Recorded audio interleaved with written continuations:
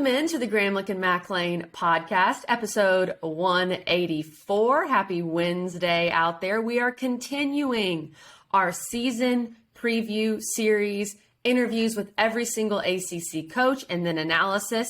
In that episode, we released Georgia Tech on Monday, and today we are talking the Duke Blue Devils. Make sure you are listening on SiriusXM channel 371. On our Apple Podcast. You can Google Gramlich and McLean, type it in there, leave us a review.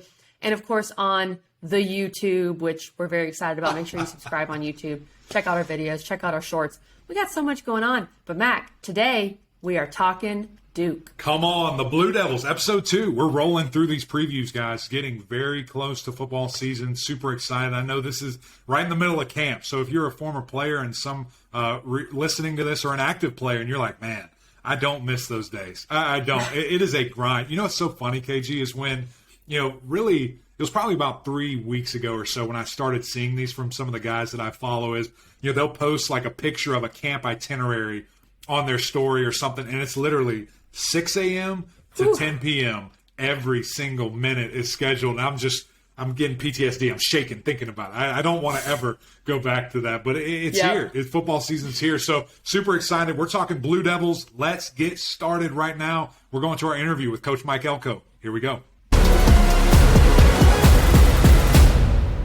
Coach Elko, welcome into the podcast. Thank you so much for joining us today. Yeah, I appreciate you guys having me on. Listen, the whirlwind is about to start. Have you been able to take any vacation? Do you have any trips lined up? What does summer look like for the Elko household? Yeah, so the whirlwind started 7 months ago when I got here. I don't think it stopped at any point.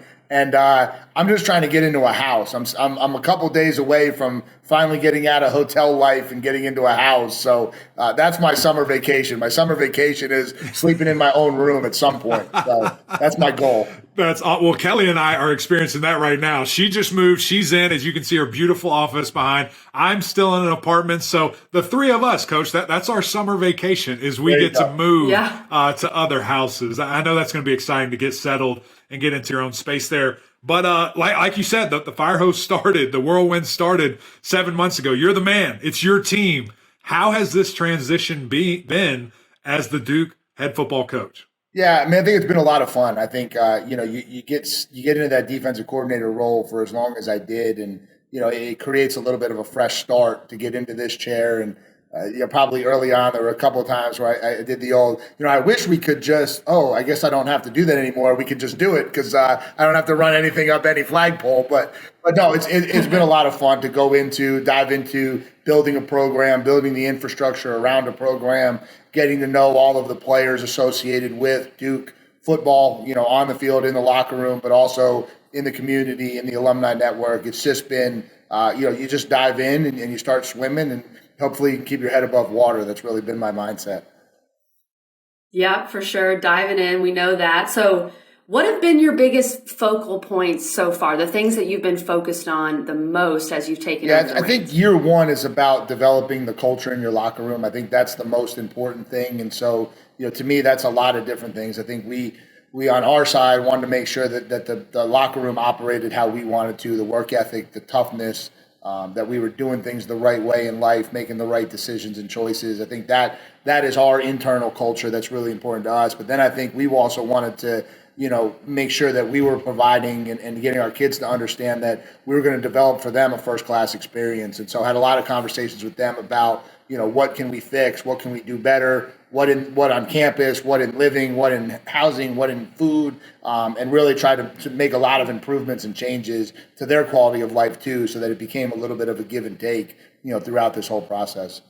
I love that. And because being a head coach now and really probably for quite some time, but it's like being a CEO and right. Your hands are all over this program. And Coach, what has maybe been the big surprise or maybe just thing you didn't really think about that you've had to deal with or you're in control of or things of that nature being the head guy?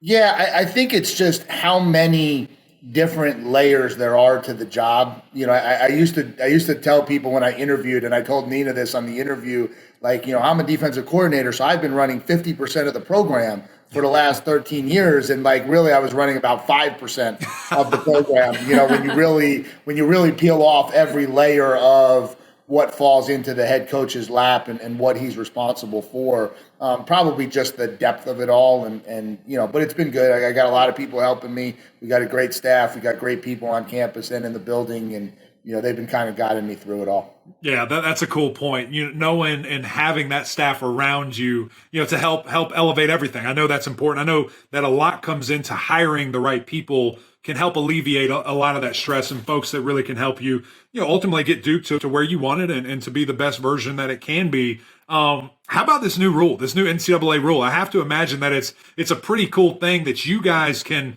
be hands-on during the summer, because when Kelly was playing, it was like strength staff only. A new group of coaches come in. I have to think this has been instrumental for you guys to figure out how these guys are taught, how they best take in knowledge and to really just implement your work ethic and culture at the same time. Yeah, we literally just walked off the practice field this morning. Come on. And for a new staff, I think that's huge. I mean, it's good for everybody, but you don't get a ton of time when you're a new staff. And so, you get the 15 practices in the spring, but that's just scratching the surface of what you're trying to get established as an offense and defense and special team system. And so to get this extra time where we're able to really go out with them for 45 minutes, twice a week and really continue to develop, continue to teach, continue to do the fundamental work, but also continue to kind of just teach our schemes and, so that when we do get to fall camp, we're in a better position to hit the ground running and get this thing really off and going. You mentioned you just came off the practice field. I know that when you're putting in a new culture and you're starting a new program, there are certain guys that buy in right away and emerge as leaders, as maybe many coaches in some respects. So which guys have emerged for you that you feel like have really bought into what y'all are trying to do? Yeah, I think the one thing that I'll say, Kelly, and this is the 6th time that I've been on a brand new staff. This is by far the largest buy-in that I've had in year one. Right. I think we've got a great locker room and a great group of kids. And so by and large, I would say everybody has bought into what we're trying to do. But, the names you're looking for, I think Dwayne Carter stands out on defense. I think he's a kid who's a tremendous leader. He's got a tremendous amount of charisma about him. Shaka Hayward is a kid that's played a lot of football. And, those are the ones you always try to get first because, they've been through so much. They've been through the whole staff. They know they don't have 4 or 5 years in front of them. And, are they really willing to change for their last year of college football? And Shaka's been great in that regard. And then over on the offensive side of the ball, the 2 offensive linemen, Graham Barton and Jacob Monk, just kind of stand out to me as guys who have really taken this thing and run with it. And that's great for us because, we've got to get better in the trenches. And you want that group of your offensive line to be the leaders in the program. The big uglies up front, they've got to be able to do it. Let's talk about a little skill, Coach, because your wide receiver room is pretty impressive to me. And specifically when I turn on the tape, a guy like Jalen Calhoun just really jumps off the screen when you see his freaky athletic ability, his explosion. But then you've got a handful of other guys that I think can really take another step and really develop to be ball players for you. What has impressed you about that room? And really, I guess, what's the expectation from them to be leaders and playmakers this season? Yeah, I think, obviously I love that group. I think that's one of our deepest groups on the team. Expectation is just maybe a higher level of consistency. I think, last year, a lot of what we did offensively funneled through Jake Bobo and maybe rightfully so. But, we've got to get more consistency across the board from some of our guys. Obviously you mentioned Jalen, and Jalen's had a tremendous offseason. I think he's in as good a shape as he's ever been in his life. Looks great, running around, catching the ball well, and so really happy with where he's gone. Then you've got some of the guys that have played roles that need to really step up for us. Guys like Eli Panko, guys like Darryl Harding, names that have been around. And then I think one that's going to really emerge is, a kid named Samir Higgins. And Samir had a great spring for us. He's a redshirt freshman, and I think he'll kind of burst onto the scene a little bit this fall. Yeah, well, what's the best way, Coach, that you've seen? I mean, you've been in this business for a long time and had some really, great players under your belt there. How do you get that consistency piece out? Is it challenging the room? Is it going to guys individually? Is it, putting in extra work after practice? When you say we have to be more consistent, how do you make that tangible and make that a reality? Yeah, I think it's a little bit of everything that you just said. I think, first of all, you got to present a vision why each rep matters. Why is the Tuesday morning workout throw and catch as important as the fourth quarter throw and catch in the Clemson game, right? Like why are those things the same, and show them enough evidence and enough video and present enough to them that they start to buy into that piece of it. And then I think you have individual conversations where you can really get to kids and connect with kids, and you say, hey, listen, like, you have aspirations or goals of going on to the next level, and here's what a scout sees right now, and you do a lot of video evidence, and that's today's generation a little bit, right? They say you can't coach today's generation hard. I just think you got to coach them different. I think they all want accountability. I think they all want to be trained at a high level. Maybe it's got to be a little bit more of that. Hey, here's what it is, like, and here's what people are seeing. And so if you want to get where you want to go, this is what you got to change. And I think kids respond to that very well. Coach, with Duke itself, I mean, Duke is a massive brand on many different levels, academically, of course, athletically as well. When people see that D, they recognize it. What was it about Duke for you? Why did you want to take this leap and take over the football program at Duke? Yeah, I think it started with what you just said, Kelly, the brand. I think we have the ability, unlike a lot of schools, we can go coast to coast and we have brand recognition. And whether it's through the academics or through other athletic programs right now, brand recognition is the same, and so that's where it starts. And then I think just going through a lot of the conversations with Nina King, our athletic director, and Vince Price, our president, I think they're committed to getting football on that level. I think if you look at Duke over its history, they've done a lot of things at an elite level. And maybe football consistently over time is the one thing that hasn't held its course the right way. And so I think they're committed now more than ever to resources, to ideas, to being open to how we build the absolute best football program that fits into Duke. And I think if we can do that and get this thing operating at a really high level, I think Duke is a really special place. And I think that's shown that in so many avenues. And so that, to me, gives me confidence that we can get it done on the football field too. Come on. What that was a great answer, Coach. I'm sure you've said it 100 times, but I love that. I love all those reasons, and it makes a ton of sense. So you bring all that up. You answered this already at the front end, I think, but before we get you out of here, I just want to know from you personally, year one will be a success if we do what for you as your first year as a head coach? Yeah, I just think continuing to progress with running the program and being a program that we're proud of. And so to me, what does that look like? That we continue to strain and work hard every day, that we fight for 4 quarters every Saturday, that we learn how to play winning football. We talk to our kids a lot about, and I think that's one of the things they've appreciated is, like, what is winning football? Like, we're never just playing reps. Like, we're doing something, and you're either doing it winning way or a losing way, and trying to continue to keep that going, and just keeping the fight and the spirit that we've been able to kind of light through the summer program and the spring ball going through the fall. And I think if we can do that, I think we'll have a lot more success than people think we can, but I also think that'll build to the future and where we want to go. There you go. I love that. Great answer, Coach. Well, thank you very much for joining us. Good luck this season, and can't wait to see you guys get it kicked off. Awesome, guys. I appreciate you having me on.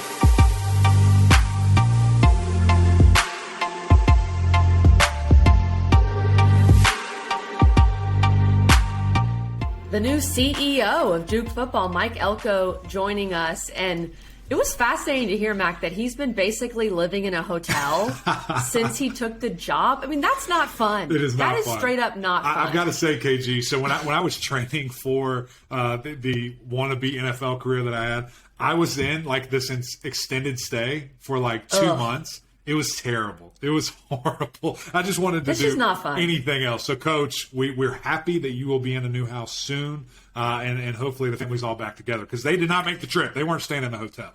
Right. No, they're like, we'll stay in College Station until we get a house, my guy. We're not going to be staying in the Residence Inn or wherever. And he talked about how this was his 6th time on a brand new staff. So he has that experience, and he said the buy-in has been really good. I know a lot of coaches say that. For some reason, Mac, the way Coach Elko said it, I believe. You believed him? You believed him? Well, he's off to a good start. Did. He's off to a good start. I did too, though. I totally did too. Just that little twinkle in his eye. No, I think exactly. he seemed really sold on where he is, and he seemed very happy about it. And the fact that, I mean, you're starting over, man. You're building a program to what you want it to be. And, it's really fun when we get to speak to these coaches. We've got a handful of first-year coaches in the ACC, and it was really cool to kind of talk to each of them about just where their head is at. Because as you'll hear from, as we heard from Coach Elko, we'll hear from some of the others, there is so much other stuff than just football. I mean, fundraising, meet and greets, administrative stuff, getting travel schedules. I mean, it's crazy what all goes into it, and you're just want to be a football coach. You just want to focus on your guys, and you can't. It's truly a CEO as you introduced him. So very gracious, number one, for him making some time for us, but really cool for him to pull back the curtain and for us just to see what's that first couple of months really like, and drinking from the fire hose, sprinting on the recruiting trail, and just going. It's chaotic, no doubt. This is a Duke team. Let's set it up here. 3-9 last year, didn't win an ACC game, which was definitely a step down for Duke. And they lose their two best players from a year ago, Mateo Durant, their do-it-all running back, and Jake Bobo, their leading receiver. They also lose their starting quarterback, Gunnar Holmberg, and it may be good to get a fresh start, but at least you lose that guy that has all that experience. And Mac, Duke has lost 17 of its last 18 ACC games. They were last in the league in scoring defense, last in the league in scoring offense. This is, we talk about Jeff Collins maybe having the greatest rebuild of all time just because of the personnel, but this is also a huge task. Duke is what it used to be under Cutcliffe in 2013, winning the Coastal. It is a far ways away from what it was, Mac, just a couple years ago. Yeah, and really just to touch on that, KG, because I think it was nothing short of amazing what Coach Cutcliffe was able to do. And I think the places that he took Duke were unprecedented. And I know, you can say Duke played in the Rose Bowl way back. I think they had like 3 or 4 losses that year. And they hosted it. So it wasn't even like the real deal. And obviously college football is much different than back then. But I just remember going to Duke as a recruit. There was a track around the football field, like at a major college ACC Did you school. Take an official visit to Duke? No. I only took one official visit, and that was Clemson. Just went to but a I did camp? visit multiple times just because I love Cut. Gotcha. I mean, I knew him from back in his Tennessee days. Yeah. And just loved that guy, and really was close to thinking about it, which is crazy to say right now. Wow. But you're right. I mean, it's a tough thing. Duke in general, Duke football is a tough thing to turn around, to get consistent. Because, number one, academics, you can barely get people in. Number two, it's such a basketball school. There's so much focus, but they've bought in. Right. And there is that buy-in to it, knowing where college football is going and what it can be for your program. So I'm with you, KG. It is going to be a very tough job. It's going to be something that success there is defined differently than it is at success at other schools. And so I think it was great what he said at the end of the interview. But really, the biggest deal is going to be finding playmakers, finding guys ready to go, and be able to deliver for your football team. Knowing all that, I think Nina King really made a great hire in Mike Elko. A great defensive mind who's been all over the country, been at Wake, been in the SEC, was the DC at A&M, and he's definitely defensive focused. But let's start with the offense here. Their offensive coordinator, Kevin Johns, he was on Cliff Kingsbury's staff at Texas Tech and then was at Memphis too. So he wants to air it out. He wants to throw the ball. And they have a quarterback battle between two very, very young quarterbacks, and Riley Leonard and Jordan Moore. Both are freshmen. One's more of a pocket guy. One's more of a dual threat. So we know the QB is going to be young, Mac, but I do think one of the biggest strengths of this Duke offense is going to be the O-line. They returned 4 starters. They were great run blocking for Mateo Durant last year. So at least, even though the QB's young, going to be young no matter who it is, they will have an experienced offensive line. I know you. That's right. I'm jacked up. I'm jacked up to talk O-line anytime we can. And really, Jacob Monk, probably the leader of that group, and a guy that's been just really solid for a couple of years now. But just seeing that, because that's where it starts. Both lines of scrimmage, and ironically or not ironically, good reasoning here is both lines of scrimmage have some playmakers offensively and defensively. And I think if you can establish the run and just figure that out, and Duke has a couple of guys that I think could really surprise some people at the running back position. I think once we see that and you can get it established, and then if you have a quarterback back there that can make things happen with his legs as well, man, it could be something where they get back quicker than maybe we think. But at the end of the day, the name of the game is going to be getting the ball to Jalen Calhoun. I mean, he is just a freak physically, and the things that he can do from that position, mix it up, hand him the ball off, pitch him the ball, whatever you got to do. He needs 10-plus touches a game. He does. There's no doubt. And I know last year and even the year before for Duke with Chase Bryce, turnovers were a huge concern. Yeah. Oh, just absolutely killed him. Duke has been terrible at the turnover margin. So that's something with a defensive guy, maybe a little bit more of a conservative scheme. You're going to take care of the ball to help your defense because some of those turnovers put this defense in a terrible spot last year. They gave up 518 yards per game, which is insane, like mind-blowing. But they do return Shaka Hayward, who is their leading tackler and just their guy, the middle of that defense, and Dwayne Carter on the D-line is back. So they have two big-time names on defense, and you can really only go up. But I think a lot of this is going to be the offense helping them. Like, do not just give the ball freely to the other team. Exactly. Playing complementary football. I mean, that's the deal here. And really all three phases is when you're really, really good, and you're probably competing for championships, but at least getting – two of the three on the same page and helping them out. It's every drive ending in a kick. That's a field goal or a punt or an extra point. Don't have the costly turnovers. As you said, when you're turning the ball over on your 20-yard line, I mean, what's going to happen? There's points. There are points going to be scored. Right. There are things that are going to happen to your defense on top of the fact that they're probably going to be on the field so much longer. And so guys are winded, and depth is not a friend here, for this team. So I think the two guys that you mentioned there, Shaka and Dwayne, I mean, they're the clear-cut leaders, the clear-cut best players, and they have to step up. They have to take it to another level for Coach Elko, for this staff, and for Duke. I mean, ultimately, you decided to come to this school. You need to put the respect on that name and go out there and play your best each and every time. So I think they can do it. Super excited to hang out with those guys in the coming days as we do kind of our summer tour here for ACC Network. And it'll be fun to see them live and in person. It will. And to see Coach Elko and his coaching style and practices and things like that. Special teams-wise, they return Charlie Ham, who didn't miss an extra point last year, and they return their starting punter, Porter Wilson. So they feel pretty good. Porter's a dog, too. He can smack that thing. He's good. Yeah. He's a great punter. Yeah, he can. So, again, let the possession end in a kick. That is the main storyline here. And the other main storyline, Mac, with Duke, let's be honest, can they win an ACC game? I think that's where we are. They've lost 17 of the last 18. They went 0 for last year.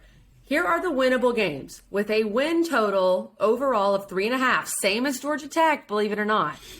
Here are the winnable games in my estimation. Temple at home, at Northwestern, so you go on the road, a team you beat last year. The Brain Bowl. North Carolina A&T, better win that game. At Kansas, look, Kansas beats Texas these days. On. So let me just say something about that. At Georgia Tech, I went on a sermon, a rant, a long-winded answer about do not lose to Kansas. Duke, I'm not the commissioner of the ACC. If you lose to Kansas, you're done. You're out. I'm just saying that right now. You're done. Stop. You're gone. I don't care. But it's on the road. It's at Kansas. You're out. All right, anyway, looking at those games, KG, you know the difference between that win total and winnable games between Georgia Tech and Duke? No Georgia. No Ole Miss, no UCF. I mean, UCF was on the winnable game, but my goodness, I just when I look at these schedules and wow, go get them done. So I might lean the over here just because 1, 2, 3, 4, 5. I think they can get 4 of those. I mean, I really do, and I think Georgia Tech maybe is the one win, but maybe not. That's probably a 50-50 toss-up. So ultimately, it's going to come down to who's your quarterback, what can you do offensively, because you got to score points, but. Man, this is going to be tough. Crazy as it sounds, I'm going 4, which is over for Duke. Ooh. See, I don't love the fact that Northwestern and Kansas are both on the road. Now that I'm saying it, I'm talking myself out of it. I'm walking backwards. And I made the mistake last year of telling people that Duke would hit the over. I think it was 3.5 last year. And I'm like, they opened with Charlotte. They got that one. Checked the box. They lost to Charlotte. So I'm not giving it over. I've learned my lesson. But in terms of winnable ACC games, I think Georgia Tech is the most winnable. That would be if they can win an ACC game, beat Temple, A&T, maybe Northwestern, and get to 4. I think that. Yeah, and I agree. And just really going back to KG, the takeover that's happening here, and what you're able to do, and the uphill battle that truly you're faced with right now, even from an NIL perspective. I mean, the support that you have is growing, and it's going in the right direction. And Nina King is doing an unbelievable job, with this athletic department. My goodness, I mean, to have to replace the best college basketball coach ever, in a lot of people's opinion, which that was a little bit easier because it sounded like it was something that has been in progress for a while. But then a legend and probably one of your best coaches, not probably, for sure, one of your best football coaches of all time in the same year. Oh, by the way, you just got the job. So she's done a great job. It's going to be an uphill battle. I think Coach Elko, again, a defensive guy, get back to your roots,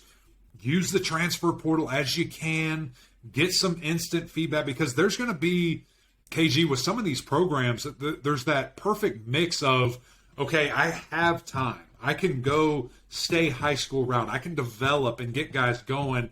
Then there's other teams that I got to win now. I got to have players right now that can come in and make an instant impact and help my team.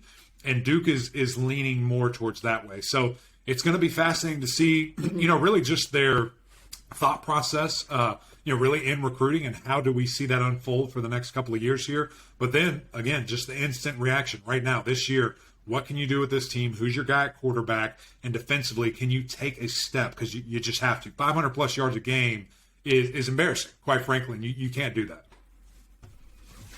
I think it all starts with the turnover margin, something that, for the most part, you can control. And we mentioned this with Coach Elko at the end. The Duke brand is still strong.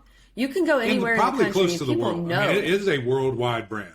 Yeah, people know Duke. It's just a matter of from the football side. But at least you have that brand. That's right. No doubt. Guys, thank you so much to Kat Kisner. Thank you to Coach Elko. So grateful for your time and joining us here. And, of course, our producer, Richmond Weaver, the unbelievable work that he does for us. Go check out his podcast, Rich Take on Sports. You're not going to want to miss that. Has some great stories, really in all walks of life in the sporting world. A lot of fun there. But that's it for us, guys. Go over to SiriusXM. Give them a call. I don't know why you don't subscribe already. Get them in your car. Get them on your phone. Give them a call. Is there a 1-800 number somewhere? I'll have to look into it. There probably is. We'll find it. Just download the app. I was kind of being a boomer right there. It's unbelievable. Yeah, that's right. Okay, boomer. Hello, I'd like to get this in my phone. vehicle. Can you help me here? Oh, you're calling me on your phone. Anyway, go over to YouTube. Go over to Apple Podcasts. Subscribe, rate, love us, like us, whatever you need to do. It's also fun to hear back from you guys in the comment section and in the reviews there. So hit us up anytime. But until next time, we'll see y'all.